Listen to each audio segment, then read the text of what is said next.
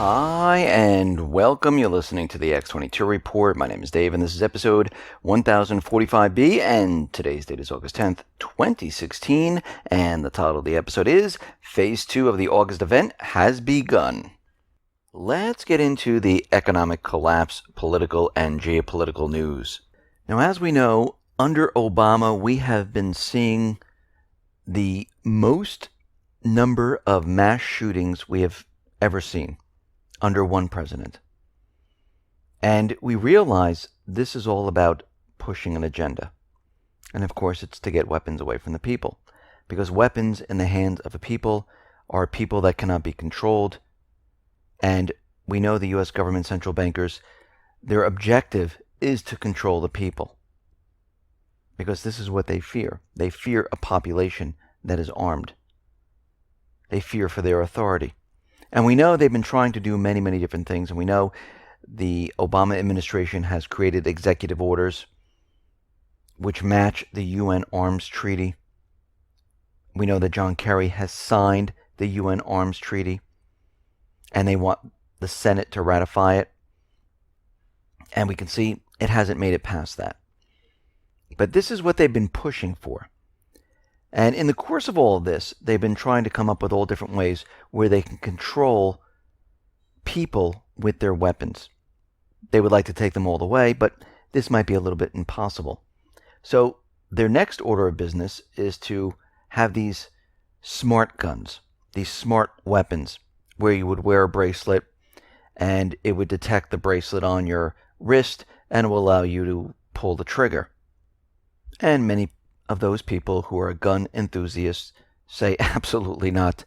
I am not putting electronic device. I don't want my gun to have any type of equipment where the government can throw a switch or send a command and lock the weapon down whenever they want. So what they're doing is they're taking this to the next level. They're still going to have the electronic weapon, but instead of you wearing a bracelet, because there are concerns that, someone could rip the bracelet off, carry the bracelet with them, and then they have the ability to use the weapon. So to bypass that, they've come up with an idea of implanting an RFID chip in your wrist to activate the weapon. Now, one man has created a prototype of this, and this fits into the agenda that we've been all hearing about, where they would like to implant everyone with an RFID chip, which would hold your medical records, your credit information, and allow you to use a weapon or not. And we can see that according to Obama's executive orders, this is where they are headed. This is where they're trying to push everyone, because we understand that DHS is pushing the real IDs on all the states. And these real IDs are going to have barcodes. They're going to have RFID chips, retina scans, and all that information about you will be correlated up to a database. And these IDs will track your movements, track what you do. That is the step right before they say, okay, we've had these cards, they're not working out. We need to implant the RFID chip right into you. This way it will make it even more secure. Just like they're going to use thumbprints on the phones and whatnot. They're trying to make it seem like it's better for you. But what they're really doing is they are using this to track and control your movements, to keep tabs on you. And if they have the ability to get everyone to have an RFID chip in their wrist and have this electronic weapon, all they have to do is send a code down and they can shut down everyone's weapon all at once. So think about it. If you have an armed population and they make it mandatory for everyone to have this type of weapon, and they decide, something, we cannot take this tyrannical government anymore, and people start to rise up, all they do is throw a switch and it shuts everyone down all at once. That's the agenda behind all of this.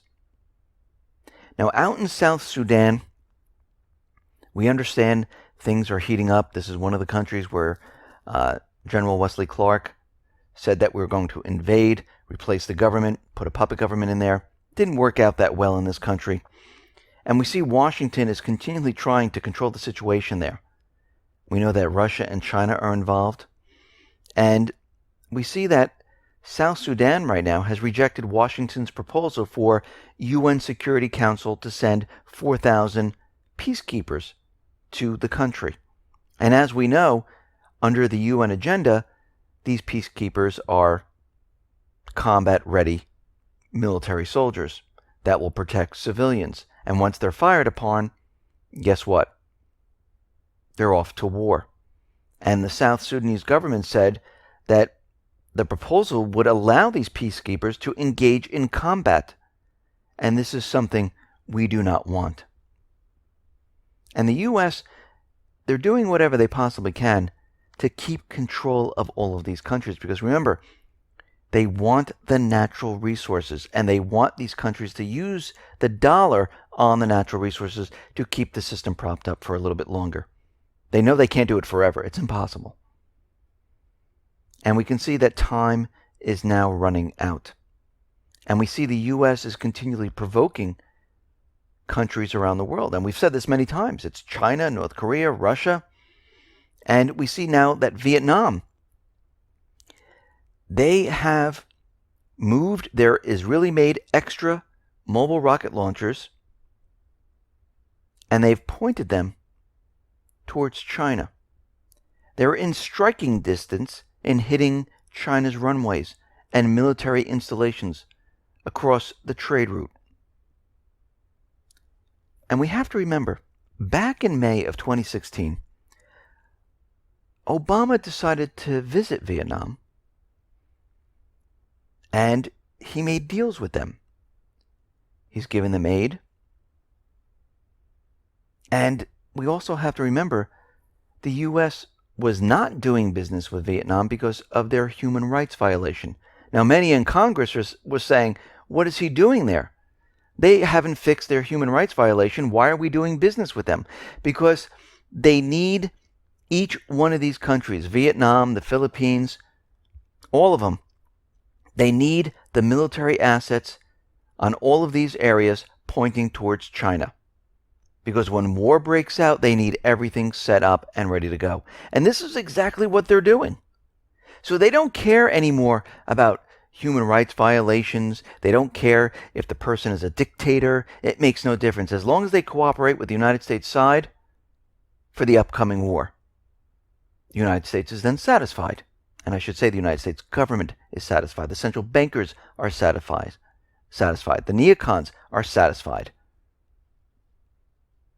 And what we're seeing right now is this huge buildup. And it's going to continue. We've seen it continue for many years now. And we're reaching a point where China, Russia, they all know what's going on here. They're building up their military forces. And all we need is one little slip up, and we will be off to war. And we will see something like this happen very, very soon, because we know the United States, they're in the Middle East. Russia's on the other side, where Syria is fighting the moderate rebels. We know in Ukraine, Russia is also there. We also know in the South Pacific, they're trying to provoke China. And one of these times, something will happen. In North Korea, they're trying to provoke North Korea at the same time. Doesn't matter who they get to start something, all the players will be the same. Now, we have seen phase 1 of the August event. It's in motion right now. The bombing of Libya, the huge offensive in Aleppo. And we can see we're moving into phase 2 of the August event. Remember, as this economy continually deteriorates, the United States government central bankers, the neocons, the shadow government, the elites, they need to get this war started. And we're starting to see evidence that they're going to be pushing very, very hard right now. Russia's Federal Security Service said that they thwarted an incursion by Ukraine's military into Crimea, saying that 2 Russians, they were killed in this incident. And the armed incursion into Crimea, their target was critical infrastructures. Now, we know the United States government central bankers, this is what they do. They go into the countries and they hit their infrastructures, blackouts, shut the water off, make the people suffer.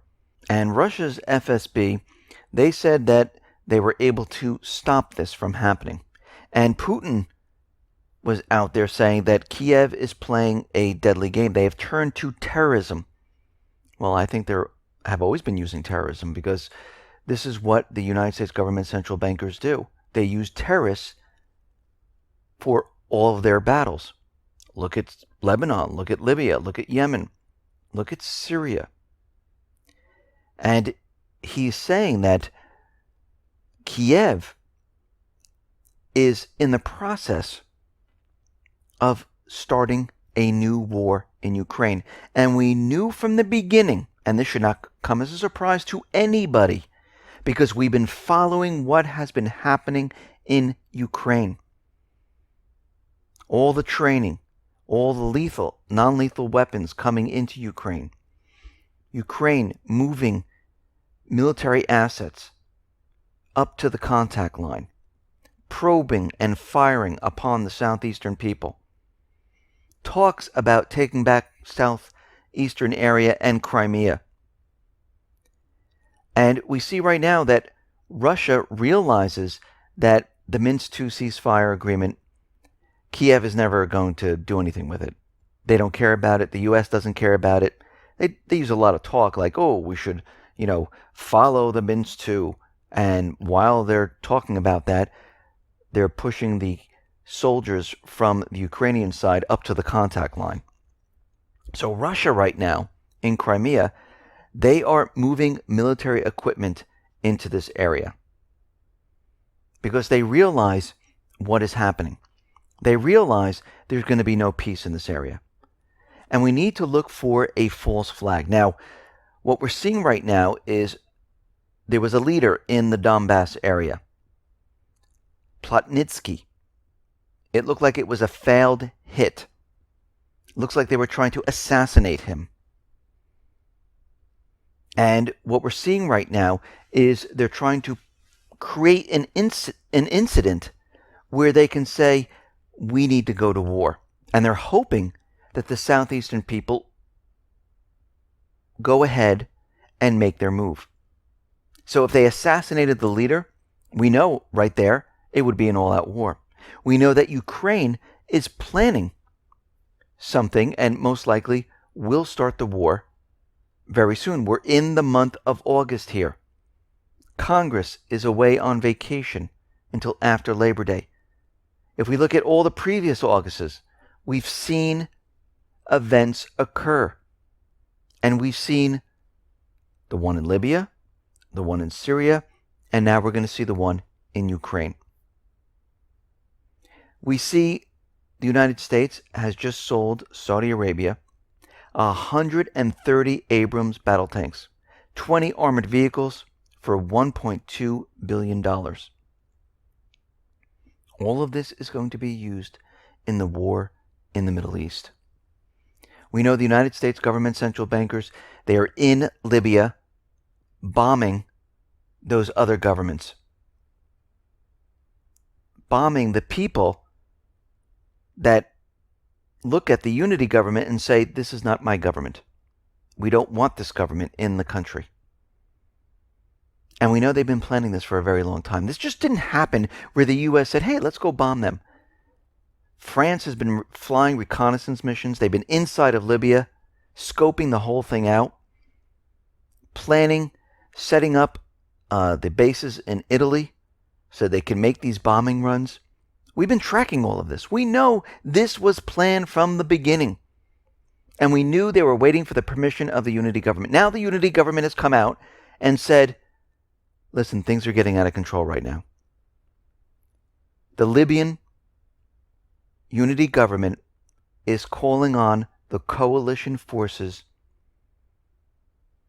to come into Libya and help out. They need international help. There is the call. So most likely, we're going to see France, Italy, UK, and the rest of the coalition forces go into Libya and take control of the country, and then give the control to the government that they created to rule over the people. Well, remember, the people didn't get to elect this government. And this is what we're seeing right now. So in the next couple of days or weeks, most likely we'll hear word that France is now bombing in Libya. Italy is now bombing in Libya. The UK is now bombing in Libya. We will hear out in Ukraine, fighting has started because of some type of assassination or other type of false flag. We see military assets are being moved into position, and they're getting prepared for all of this. It's funny because the corporate media, the government, they use the term light footprint in Libya. Yes, we have special op teams, but it's a light footprint. And you know what's going to happen later on. As the unity government makes their international call for help, we're going to see more and more soldiers on the ground in Libya. And they'll say it's advisors. The unity government asked us to do this. So what we're seeing is the August event. It is continuing. It's getting worse and worse as time goes on. And we need to watch this situation very carefully. Now we know that Putin and Erdogan, they have met, and Russia, they had certain topics they wanted to discuss. And the priority for Turkey is to stop attempts at regime change in Syria. And included in this is Armenia and Tajikistan. Russia says this means the expulsion of Chechen fighters from their havens in Turkey. They want Turkey to close the border with Syria and stop funding the Islamic State. They want Turkey to stop working with Ukraine to try to overthrow Crimea. And we can see right now that Russia is telling Turkey these are the conditions. Because they're talking about trade again, they're talking about the Turkish Stream again, and we'll have to see what Turkey does at this point. We see the Syrian ground forces, backed by Russian aircraft, they have prevented additional terrorist forces from gaining access to the outskirts of the Syrian city of Aleppo. And we can see right now there's another huge buildup of fighters in Aleppo, and I'm talking about the terrorists, where they're reporting about 7,000 new fighters coming into this area.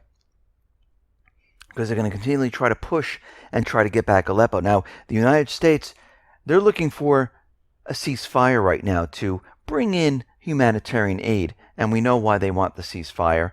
We know why they're calling for it now. It's not for humanitarian aid. They need time to regroup.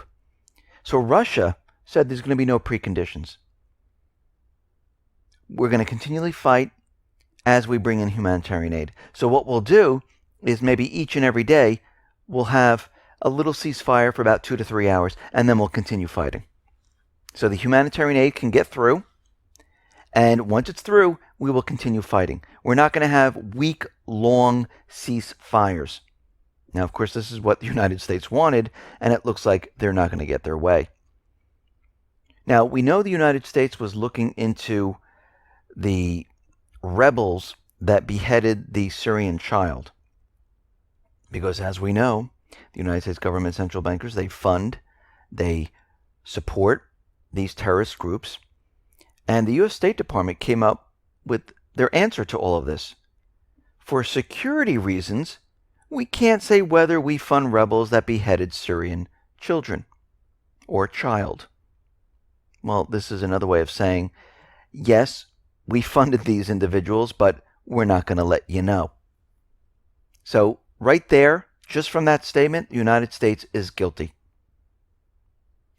Very interestingly, the United States is hiring military contractors for operations in Syria. And they're doing it publicly now. They don't even care We need more individuals to go into Syria. They've been doing this covertly. And this is what the FBI would say, ooh, a lot of people are being brought in to go over to Syria and they're being radicalized. No, what's really happening is the United States puts out ads covertly trying to find individuals, paid mercenaries, to go over to Syria to fight for the Islamic State. Now they're just doing it out in the open. The Islamic State doesn't exist, but they're still recruiting these paid mercenaries. You have to remember, the fighters that are fighting in Syria, they're not even Syrian. They're paid mercenaries from all different countries around the world. They're not fighting for a cause. They're fighting for a paycheck. Period. That's it. Now, as we know, we have the elections coming up in November. And we know that the powers that be, they want a certain candidate in power. And if it doesn't go their way, well, they might end up doing something. And we reported on a couple days ago that the election system, the electronic ballot casting system, is going to be part of the critical infrastructure.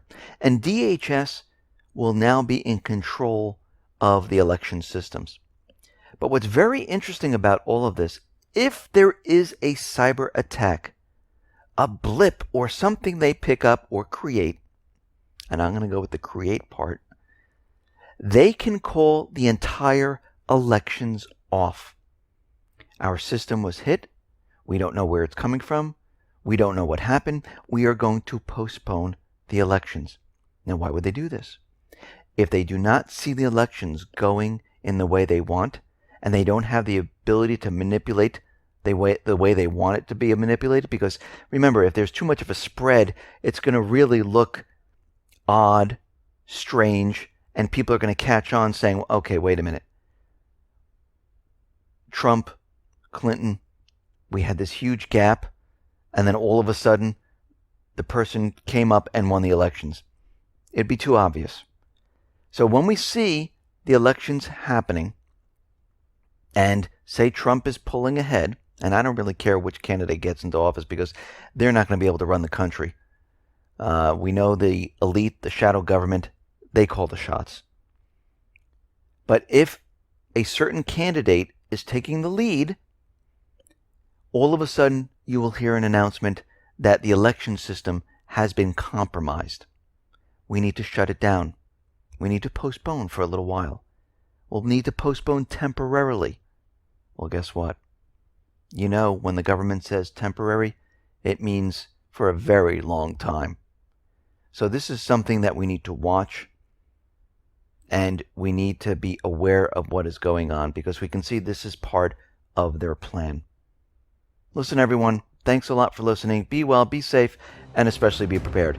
Thanks a lot.